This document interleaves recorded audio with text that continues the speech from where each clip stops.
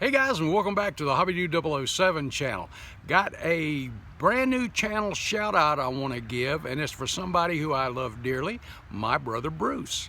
If you remember, about 5 months ago, I think it was, we visited his house and you got to see his custom paint work on the Harley Davidsons as well as some of the vehicles that he's worked on.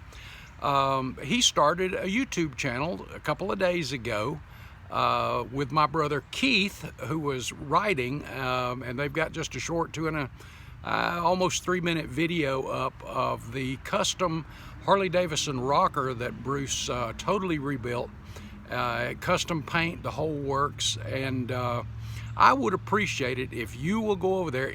The link is in the description of this video, so you can go over, click on that. Do me a favor, give him a sub. Let's get him started off right, and check out that video that Bruce made.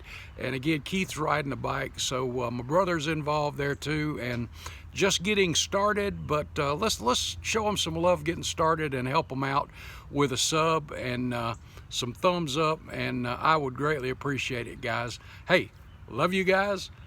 I'll see you in the next video. Thanks, guys.